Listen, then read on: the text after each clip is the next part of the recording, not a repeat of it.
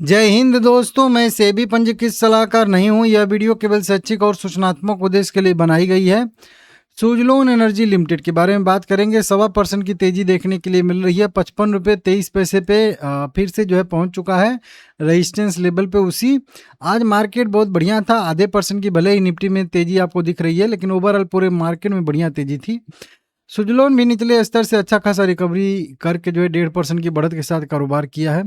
6.5 crore equity share आज total trade हुए हैं 350 करोड़ रुपए के। और वहीं पे डिलीवरी परसेंटेज 44% का देखने के लिए हम लोगों को यहाँ पे मिल रहा है। रिपोर्ट भी आ रही हैं और सबसे इम्पोर्टेंट आज है ओआई का डाटा, जबरदस्त, ठीक है ना। एक जेफरीज की रिपोर्ट निकल के सामने आ रही है, वो पढ़ना जरूरी है यहाँ पे। विक्रम सोलर, सुजलोन एनर्जी, वारी एनर्जी 9 जून को नवीकरणीय ऊर्जा कंपनियों के शेयर का प्रदर्शन कैसा रहा है, ये यहाँ पे अपडेट दिया गया है। इसमें सीधा सीधा जेफरीज की एक जो है नवीकरणीय ऊर्जा पर रिपोर्ट आई है। बताया जा रहा है कि कूलिंग डिमांड के कारण मई 2026 में बिजली की मांग साल दर साल बेसिस पे दोहरे अंक में रही है और चरम मांग रिकॉर्ड उच्चतम स्तर पे यहाँ पे ऊंचाई पर पहुंच चुकी है। बताया जा रहा है कि भीषण गर्मी, कमजोर मानसून का अनुमान और अल नीनो के प्रभाव की वजह से उच्च संभावना से मांग में वृद्धि जारी रहने की उम्मीद है, जिससे 2027 की दूसरी छमाही में नवीकरणीय निविदाएं मतलब टेंडर तेजी से आ सकते हैं, मिल सकते हैं कंपनियों को, ऐसी यहाँ पे संभावना दिखाई जा रही है। रिपोर्ट में कहा गया है कि घरेलू पीवी सेल जनादेश, जिससे के बाद जो है घरेलू इनगोट वेफर जनादेश आएगा, और एमपीवी और प्रीमियर जैसी कंपनियों जो सेल बनाने वाली कंपनियां हैं, सोलर पैनल बनाने वाली कंपनियां हैं, उनको लाभ होने की उम्मीद यहाँ पे ज़्यादा है। कुल मिलाकर देखिए, विंड टर्बाइन वाली कंपनियां दूसरे नंबर पे ही आती हैं। सबसे ज़्यादा अगर रिन्यूएबल एनर्जी में किसी का भविष्य अगर उज्जवल है तो वो सोलर पैनल बनाने वाली कंपनियां ही हैं, जैसे प्रीमियर एनर्जी है, वारी एनर्जी है, ये सब, ठीक है ना। नवीकरणीय ऊर्जा का उद्योग नवीनतम घटनाक्रम यहाँ पे बताया गया है कि मतलब एक रिपोर्ट आई है, उसमें सौर ऊर्जा और पवन ऊर्जा परियोजना को स्थापित करने की भारत में 5 साल में लगभग 7 लाख एकड़ भूमि की आवश्यकता होगी, जिसकी अनुमानित लागत 10 से 15 बिलियन डॉलर की बताई जा 10 से बिलियन डॉलर मतलब 10 से 15 बिलियन रुपए की यहाँ पे बताई जा रही है, इंडियन रुपए में है। 2025 में 250 गीगावाट का स्थापित क्षमता था नवीकरणीय ऊर्जा का, 15 में 80 था, तो लगभग 3 गुना हुआ था, 8 तरीके 24।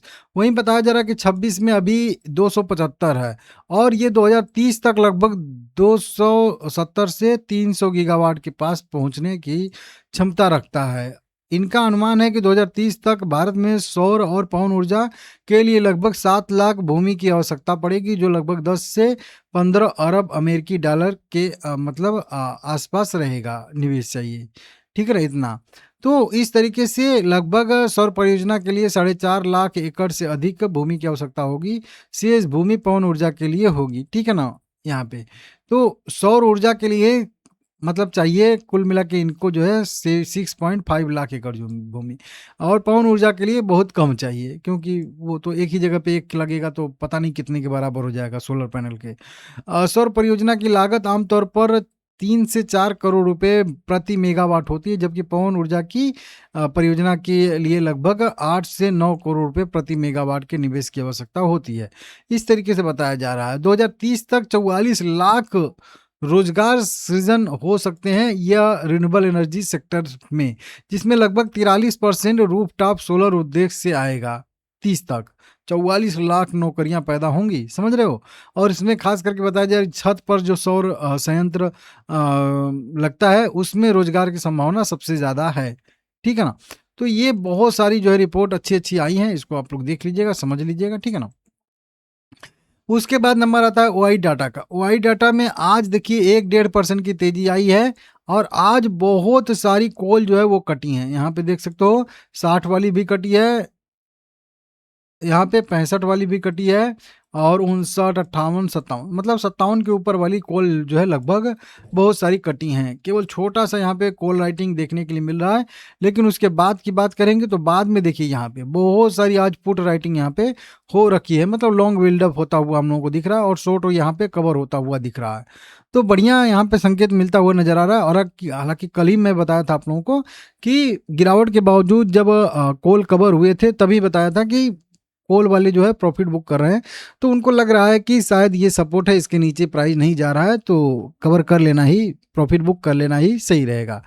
आप क्या कहते हैं कमेंट करके बताइएगा। अभी भी ओपन इंटरेस्ट की बात करेंगे तो मतलब ज़्यादा है, कॉल राइटर ज़्यादा है, पुट राइटर कम है। पीसीआर अभी भी 0.47 के आसपास का ही है, तो अभी भी एक के बदले दो कॉल राइटर यहाँ पे हैं। लेकिन ठीक है, ऐसे ही इसको बदलते टाइम नहीं लगेगा। अगर 4-5% की तेज़ी आती है 60 के आसपास, जब ही यह प्राइस मूव करके जाता है, ये सारा का सारा स्ट्रक्चर जो है आपको तुरंत मतलब एक हफ्ते के अंदर चेंज हो सकता है।